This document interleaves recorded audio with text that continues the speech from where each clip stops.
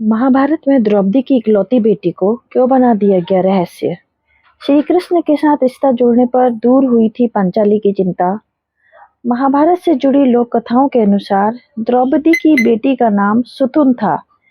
द्रौपदी की इस बेटी के पिता धर्मराज युधिष्ठिर थे। द्रौपदी को धर्मराज युधिष्ठिर से एक बेटा भी था। सुतुन के बारे में कहा जाता है कि हमेशा युद्ध की स्थितियों के कारण सुतुन को पिता और माता का प्रेम नहीं मिला था। महाभारत में कई ऐसे पात्र हैं जिनके बारे में कोई ठोस प्रमाण नहीं मिलते। इन पात्रों या चरित्रों का उल्लेख महर्षि वेदव्यास द्वारा रचित महाभारत में नहीं मिलता, लेकिन लोक कथाओं में महाभारत के कई ऐसे पात्रों की बात होती है जिसके बारे में ज्यादातर लोग नहीं जानते। जैसे महाभारत से जुड़ी कई लोक कथाएं मिलती हैं जिसमें महाभारत के चरित्रों का वर्णन किया गया है। इनमें से एक है द्रौपदी और धर्मराज युधिष्ठिर की बेटी सुतुन। महाभारत से जुड़ी कई कथाओं में सुतुन का नाम की कन्या को द्रौपदी और युधिष्ठिर की पुत्री कहा जाता है। आइए जानते हैं लोक कथाओं के अनुसार कौन थी सुतुन। द्रौपदी के कितने पुत्र और पुत्री थे। महर्षि वेदव्यास द्वारा रचित महाभारत की कहानी के अनुसार द्रौपदी के 5 पांडवों ने विवाह किया था। वह राजा द्रुपद की बेटी थी, साथ ही वह धृष्टद्युम्न की जुड़वा बहन थी। हर पांडव से द्रौपदी का एक बेटा था। युधिष्ठिर के बेटे का नाम प्रतिविंदन था। भीम और द्रौपदी के बेटे का नाम सुतसोम था। अर्जुन और द्रौपदी के बेटे का नाम श्रुतिकीर्ति था। नकुल के बेटे का नाम शतानिक था। सहदेव के बेटे का नाम श्रुतकर्मा था। इस प्रकार द्रौपदी 5 पांडवों की पत्नी बनी और उन्होंने 5 पुत्रों को जन्म दिया।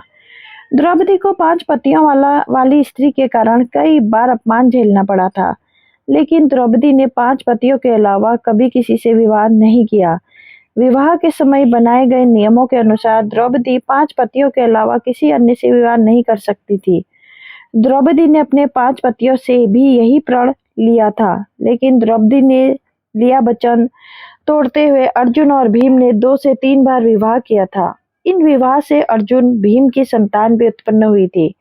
द्रौपदी और युधिष्ठिर की बेटी सुतुन महाभारत से जुड़ी कथाओं के अनुसार युधिष्ठिर और द्रौपदी के मिलन से एक पुत्र के साथ एक पुत्री का भी जन्म हुआ था, लेकिन उन दिनों राज सिंहासन की लड़ाई और कौरवों द्वारा द्रौपदी के अपमान के बाद द्रौपदी को अपनी पुत्री के सम्मान की चिंता सताने लगी थी।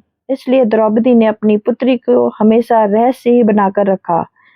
लोक कथा के अनुसार द्रौपदी ने अपनी पुत्री सुतुन को अपनी एक सखी के पास छोड़ दिया था, क्योंकि युद्ध के कारण द्रौपदी सदैव पांडव भाइयों को कई बार छुप कर रहना पड़ता था।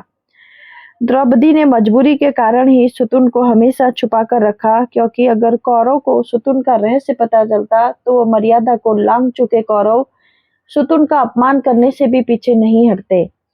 तब महाभारत की कहानी का अंत पलट सकता था। द्रौपदी और युधिष्ठिर की बेटी सुतुन का विवाह श्री कृष्ण के पुत्र के साथ हुआ था। द्रौपदी और युधिष्ठिर की पुत्री सुतुन का विवाह श्री कृष्ण के पुत्र के साथ हुआ था। लोक कथाओं के अनुसार द्रौपदी और युधिष्ठिर की पुत्री सुतुन का विवाह श्री कृष्ण के पुत्र भानु के साथ हुआ था।